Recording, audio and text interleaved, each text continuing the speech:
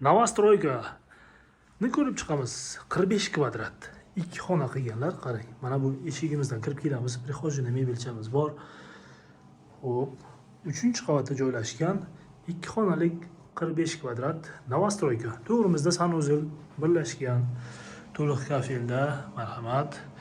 Hamma sharoitni qilganlar, zamonaviy shakldagi umumiyliklar qilib qo'ygan ekanlar. Xo'p, kirib kelishda mana bu joyga zalimiz, yoniga mehmonxona debman. Yotoqxonamiz, hamma sharoitlarimiz bor. Kamerani sekinlik bilan aylantirishga harakat qilaman. Bir ikkita kommentariy bo'ldi. Boshim aylanib ketdi degan. Xo'p, duxontirni kotelimiz bor. Hamma xonada teplый pol ketgan. Polimiz mana bunaqa rangdagi laminatdan qilingan ekan. Va zalimizni ko'ramiz. Aytgancha mana bu joyda lyustrani o'rnatadilar. Mana bu yerda turibdi. O'rnatib beradilar. Faqat shunday ulab qotirish qolgan bo'ldi. Qolgan ishi yo'q. Zalimiz kompaktni 2 xonalik Novostroykadan qidirib yurgan bo'lsangiz, mana shu siz uchun bo'ladi. Derazamiz bor. Bu tarafga yumshoq mebellar va TV zonasi bu tarafga. Zaldan oshxonaga kiramiz. Oshxonamiz mana shu joyga joylashgan. Stol, stulcha yoki yana mebel quradigan joyimiz bor ekan.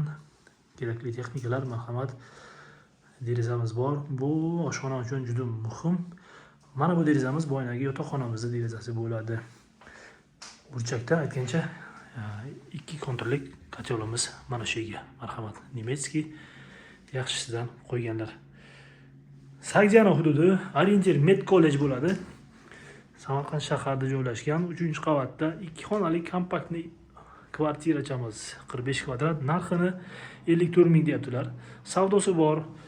Bunaqa narxlari yangi yilgacha shunaqa narx bo'lar ekan. Yangi yildan narxlar o'zgarar ekan.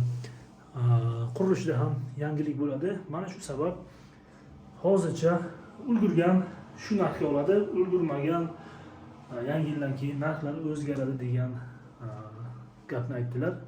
Mana shu ma'lumot bilan internetga chiqaramiz.